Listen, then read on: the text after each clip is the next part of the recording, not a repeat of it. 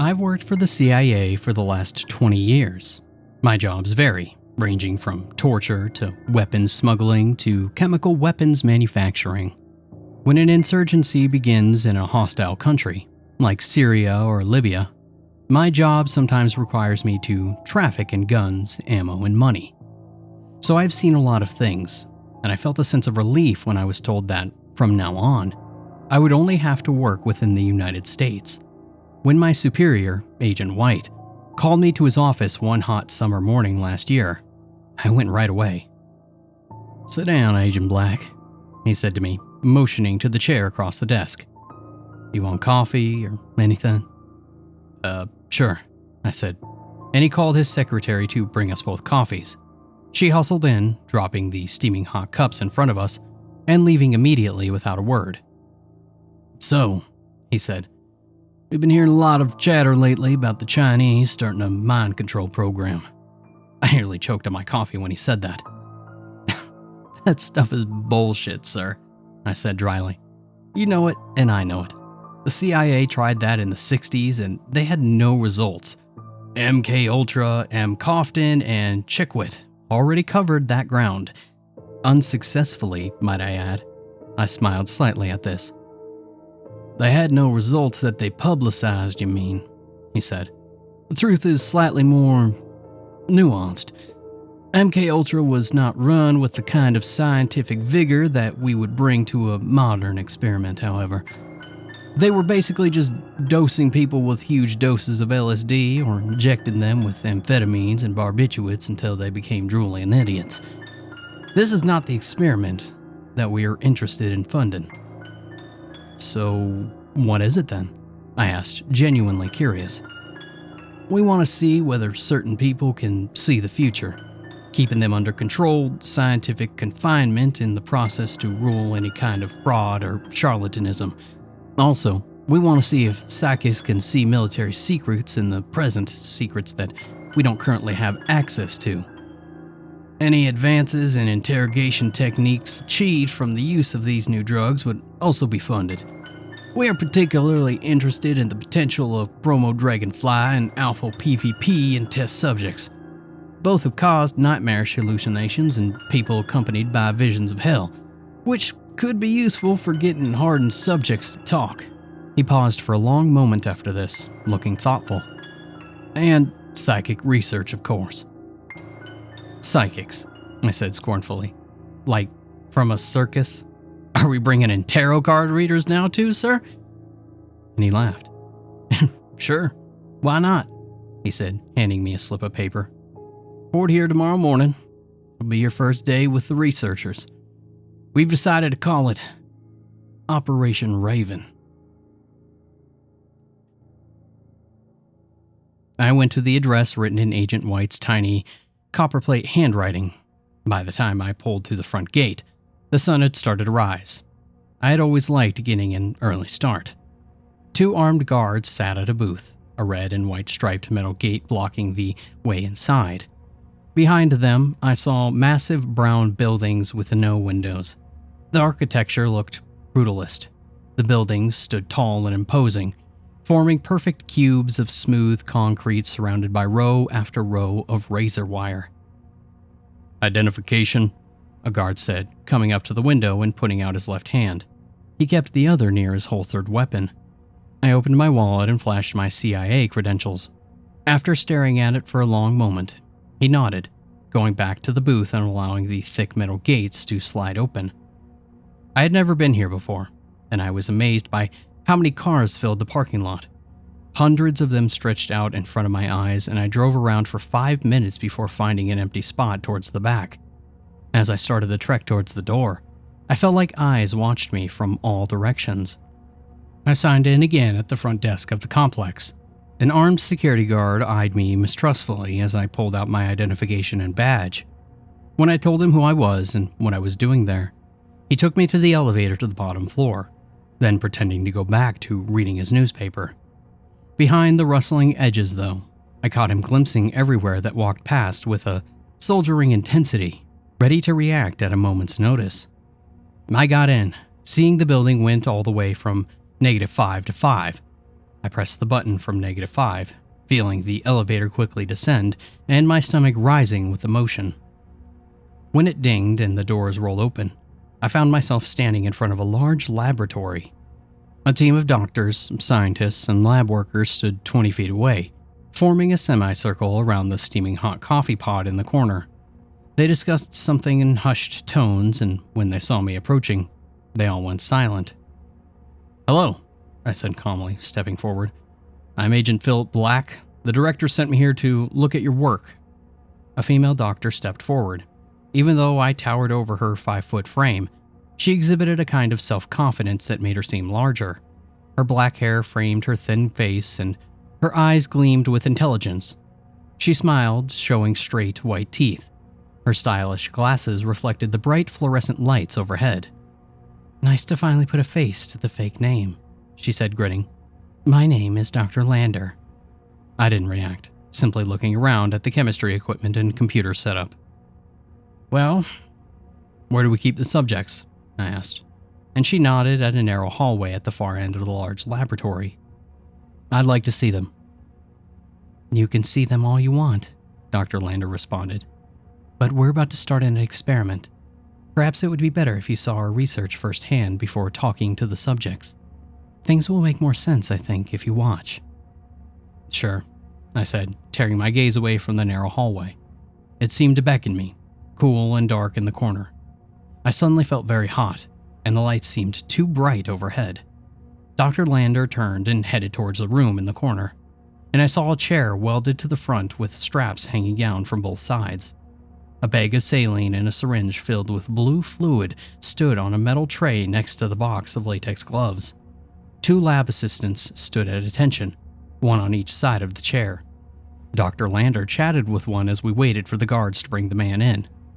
"This substance right here, alpha PVP, they call it flaca on the streets. In some subjects, it has caused visions of demons and hellfire. I think this is the same stuff that caused some to... I believe that this is the same substance that has caused others to eat others' faces with bare teeth. We could also use amphetamine psychosis in weakening the subject's will for interrogations, but the problem is that they start to get delusional in their information." I stopped listening as 2 black-suited officers brought in a very hairy man. He was stout, barrel-chested, and only about 5'6", but his arms and legs looked like tree trunks covered in thick black hair. He had a unibrow and his eyes looked nearly black. A massive wizard beard hung down to his belly button, and he wore a bright orange prison jumpsuit. "This is kidnapping," he said in a thick accent. "You cannot just come and tie people up and take them out of their homes."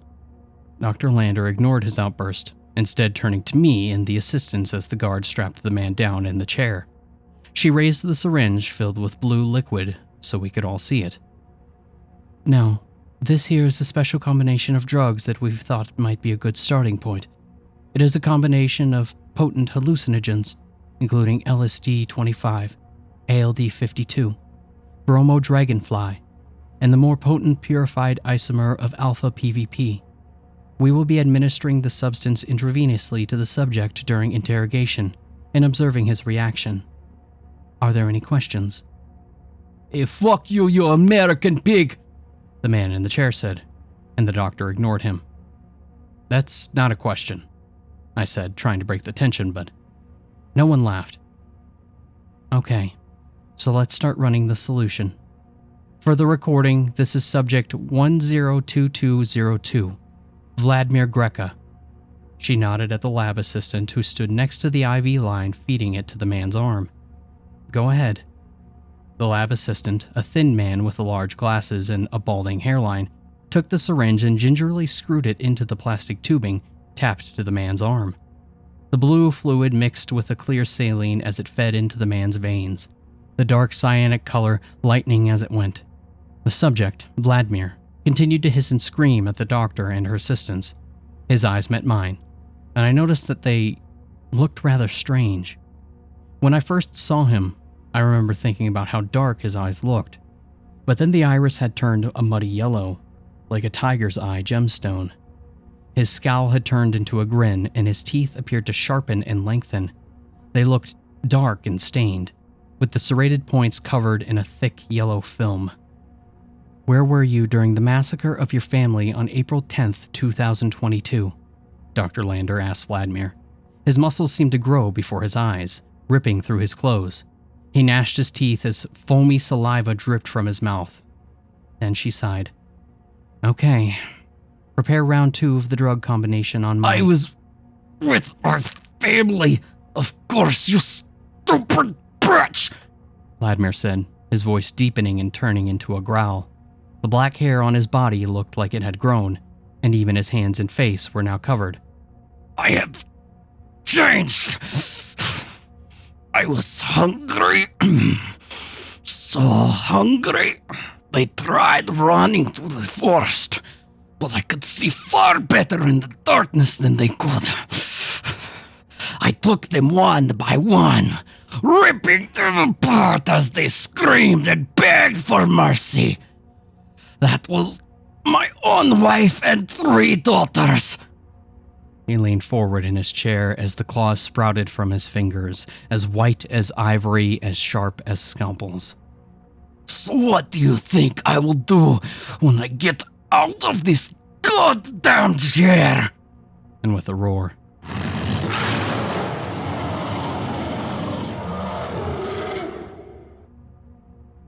the beast in the chair pulled against the straps, and for a few moments, it looked like it would hold.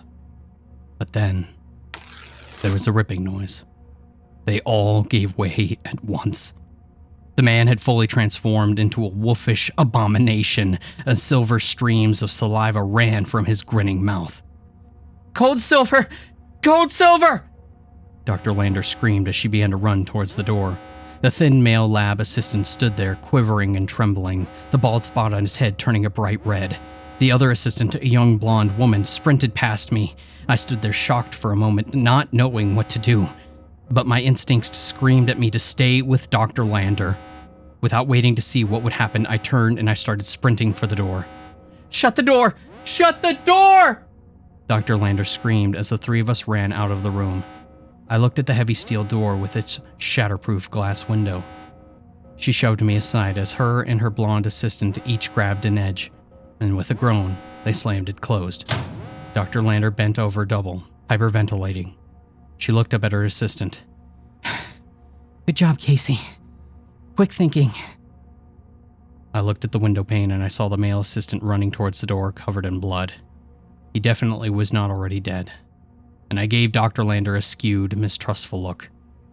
"Let me out, please!" the assistant pleaded as he slammed his bloody fist against the small window. And with glowing yellow eyes and greasy black fur covering every inch of his body, Vladimir looked like something straight out of a medieval textbook on occultism. He leapt high into the air and came down on the assistant's back, clawing and gnashing his teeth as shreds of fabric and drops of blood flew everywhere. Dr. Lander stared into the room, her eyes as emotionless as that of a marble statue. The blonde assistant shifted nervously from foot to foot, her face flickering from Dr. Lander to the window and back again. "Are we going to help?" Casey, the blonde assistant, asked.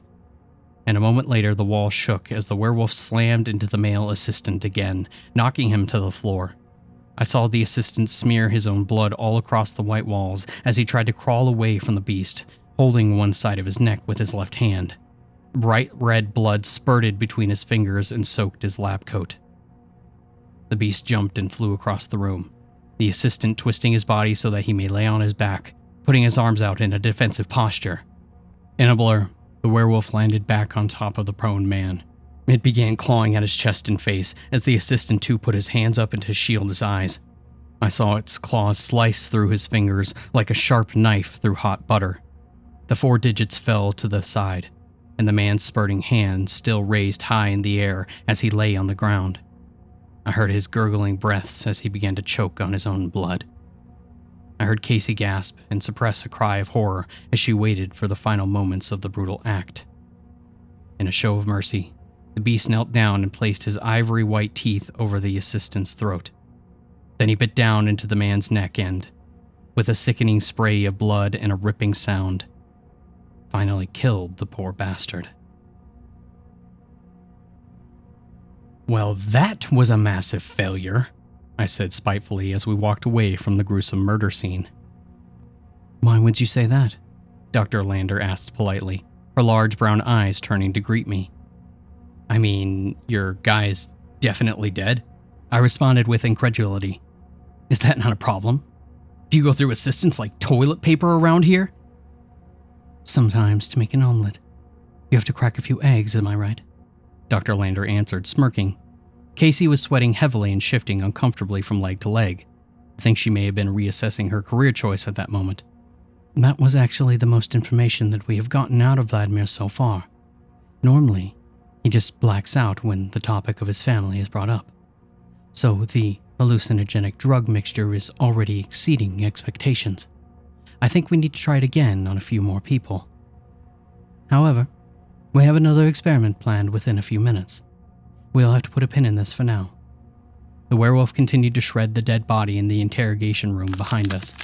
I heard bones cracking and ripping, as well as squelching sounds. Well, I hope that the next one isn't so wet, I inquired, and Dr. Lander only gave me a cryptic half smile. Once the notice for Code Silver got relayed to the ground team, chaos broke out. A team of men in bulletproof vests and military gear came running out of the elevator, heading in the direction of the interrogation room. I saw they carried special long-barreled tranquilizer guns rather than automatic rifles. What do you use to put down a werewolf? I asked, genuinely curious. I watched as one soldier flung open the door and a few others stuck their guns in. I heard soft popping sounds as they fired, and within seconds, they pulled them back out and the door slammed shut again.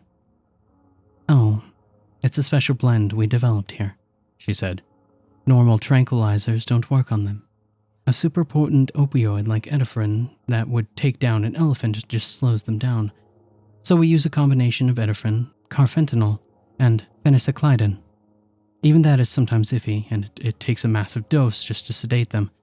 They have a very strange neuropharmacology compound, similar to that of animals, but for some reason, they're highly susceptible to synergistic effects from NMDA antagonists, yet a pure opioid agonist has little effects. Yeah, I really don't know what that means, I said. We came to another cell with a clear plexiglass shield covering the entire front entrance. I peered through, wondering what other oddities lay down here in the heart of Operation Raven. I looked back down the steel-reinforced hall just in time to see the three men in SWAT gear dragging Vladimir's unconscious body along the floor. He had partially returned to his human state. Now he looked more like a Neanderthal covered in thick black hair, his strange claws fused to the scrubs of his fingers. His face was saturated with coagulated blood. Pieces of gore and shredded skin stuck to the entire front of his now naked body. Remnants of his orange jumpsuit littered the hall, small pieces of bloody cloth falling to the sides as they pulled him by the arms towards another nearby metal cell with a bulletproof glass front. Okay, now our second experiment for the day is a little different, Dr. Lander said as she stopped in front of another cell. Looking down the hallway, I saw that each of the rooms on both sides had prisoners. Most were men, but I saw some women and even a few children locked behind the glass walls. I estimated that at least 50 people must live here as subjects in hellish experiments. Dr. Lander pointed at a woman laying on her steel bed, her face turned away from us towards the wall. And I saw a few photos on the walls, mostly pictures of small children grinning for the camera in their best clothes. Mrs. Weber, Dr. Lander said politely, her light voice echoing off the cold metal and concrete walls of the building. Can we please talk to you? The woman continued to ignore us. Okay, well, we're coming in. You know the rules. Dr. Lander nodded at Casey, who quickly took a massive ring of keys out of her pocket. And with a click, she turned the lock in the ballistic glass front. The clear glass door slid to the side, and I looked down the hall and saw a couple of armed guards watching us with concentration. They're probably afraid of another Code Silver, I thought to myself, as I entered the cell. This is Subject 171041. Mary Weber, for the recording, Dr. Lander began. Mrs. Weber just stared at her wall, refusing to talk or turn her body. All I could see of her was her auburn hair and an orange prison jumpsuit. I wondered if she was dead, or perhaps in a deep catatonic state, like some schizophrenics experience. "What is the point of this?" I asked in a low voice to Dr. Lander. "Can this woman even talk?" "Yes, she is physically capable of speech," Dr. Lander said, which didn't seem like an answer to the question. "We just have to get it out of her." "What are you testing?" I asked. "Psychic research," she answered. "Mrs. Weber here is capable of seeing events occurring in other parts of the world. Remote viewing, I believe they call it. Her powers extend beyond that, but I'd like to see if we can get any results on smaller details before moving on to larger ones." Dr. Lander turned away from me towards Casey. "Okay, let's flip her over. Mrs. Weber, we're going to move you so we can have access to you during the experiment." She nodded at Casey, and with a grunt, they spun Mrs. Weber around to face us. And when I saw her face, I gasped. Her eyes shone a bright red, without pupil or irises, covered in a film of blood. They looked demonic, vampiric even. Yet the blood, if that's what it was, didn't overflow. No crimson tears flowed down her face or stained her eyelids. She didn't look old, perhaps in her late 30s. She might have been pretty in her own way, auburn hair and creamy white skin. Yet the bloody demon eyes and blank, statuesque expression on her face ruined whatever beauty that she may have possessed. "Mrs. Weber, if you ever want to see your family again, you have to cooperate with us," Dr. Lander said in her cold tone. I thought that the use of the word "see" was impolitic under the circumstances. When Mrs. Weber's face continued to show as much expression as a statue, Dr. Lander turned to the assistant. "Please, give her the injection." Casey took a needle out of her pocket. It had a colorless liquid inside of it. "Is this stuff similar to the last experiment?" I asked nervously, taking a step back. "LAD, whatever the alpha PCP?" Casey lifted the plastic tubing, taping it to one of Mrs. Weber's veins, and began injecting the drug before pulling out a saline syringe to flush the line. She exhibited a degree of nonchalantness I had only characterized as outstanding, especially for someone whose work partner just got murdered by a werewolf a few minutes ago. "This stuff is a new experimental substance," Dr. Lander said proudly. "We have had some results using it on people with latent psychic powers. You won't find it on the streets." "What is it?" I asked nervously, and she paused for a long moment, as if lost in thought. "You know what DMT is, correct? It occurs naturally in the brain, and it also causes out-of-body and mystical experiences in most people." "Of course I know what DMT is," I said. "You know, when the Soviets did their own version of MKULTRA back in the day, they mostly used DMT instead of LSD." "Well, this stuff makes DMT look like ginger beer," she said confidently. "The lab used DMT as a starting point, but with tweaks of chemistry, we found something far more stronger." She pulled out a clear, sealed vial and threw it to me with an underhanded toss, and I read the label carefully. 4-fluoro-ho-DMT, I read. "Experimental drug. Not approved by the FDA or DEA. Not for human consumption." I gave it back to her and she tucked it into a random lab pocket. I looked back over at Mrs. Weber and gasped. Translucent white lights flowed out from her body, from every pore on her skin and every hair. It circulated over her like water, flowing and reforming. Her mouth formed an O of horror and fear, a silent scream dying in that gasping black hole. Casey stood next to the woman, her eyes wide as she backed up a couple of steps. She looked like she wanted to turn and run. "I think that we've just turned the lights on," Dr. Lander said. "And now it is time to see if anyone is home." She checked her watch, counting down the seconds. After about 30 of them, she sighed, turning to Casey. "Give her another dose, please." Casey seemed to grow paler, but she took another syringe filled with the clear liquid and began to inject it into the line. By the time that she had flushed the last of the substance out of the line with saline, the light swirling round Mrs. Weber had become blinding. She suddenly sat up in her thin mattress, her face still forming into a silent O. Her fingers began to twitch and her arms jerked. Then her face smoothed into a placid, statuesque expression. Her head slowly turned until she was staring directly at me with those blood-red, sickly eyes. "Whatever you do, don't touch her," a voice said from beyond me, sounding like it came from far away. I felt like I was drifting off as I stared into her eyes. I realized I was becoming hypnotized, and a hand on my shoulder ripped me back to reality, and I spun back up against the metal wall. "And don't dare stare into her eyes." I looked and I saw Casey standing there, a look of empathy on her young face. "Mrs. Weber, I'm going to ask you a few questions, okay?" Dr. Lander said in a falsely cheerful voice. Mrs. Weber's mannequin-like face turned to stare at Dr. Lander blankly, but Dr. Lander didn't return her stare. "What is your full name?" I didn't think that she would answer, but after a moment she did. "Mary Louise Weber," she whispered in a blank, robotic voice. "Okay, good," she said, writing something on a clipboard. "And do you have knowledge of things happening outside of the cell at the moment?" "Yes," Mrs. Weber said simply. "I can see all of it." "Give me an example," Dr. Lander pressed. "I know you haven't changed your underwear in 2 days," Mrs. Weber said. "Does that suffice?" Dr. Lander scratched something down on the clipboard. "That's technically something inside the room," Dr. Lander said, unperturbed. "Can you tell me something happening in China right now?" "Xi Jinping is discussing 3 potential Taiwan invasion strategies with his staff," Mrs. Weber said. "They want the invasion to start by 2025 at the latest. Does this suffice?"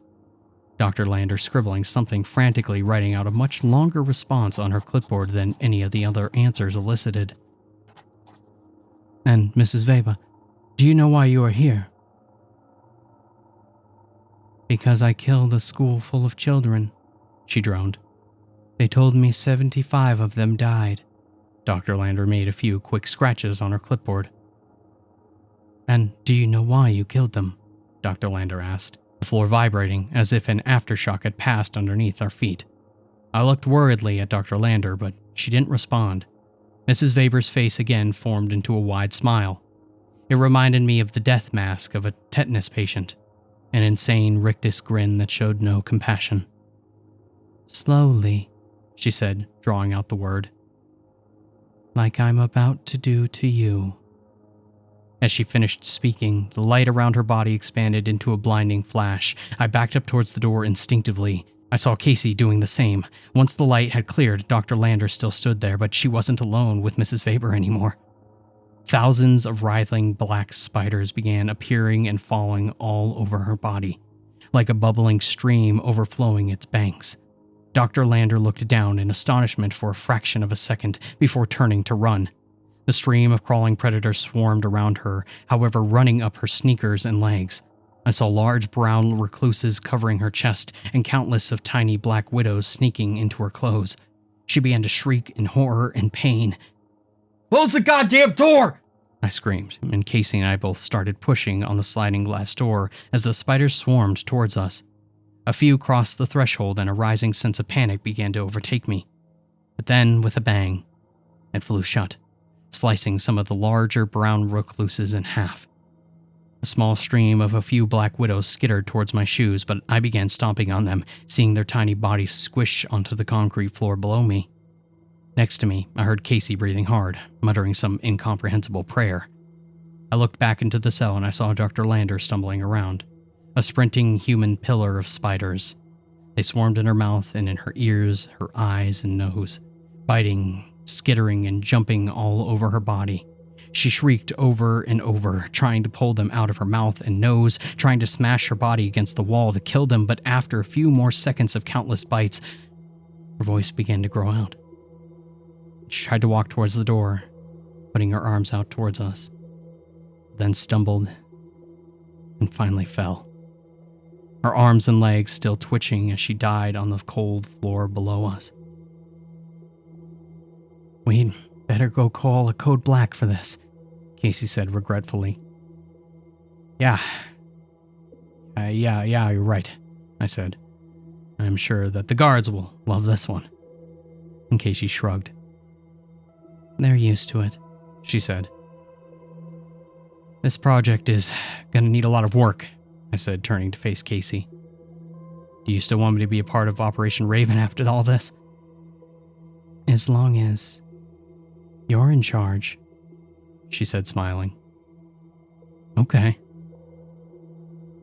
Always.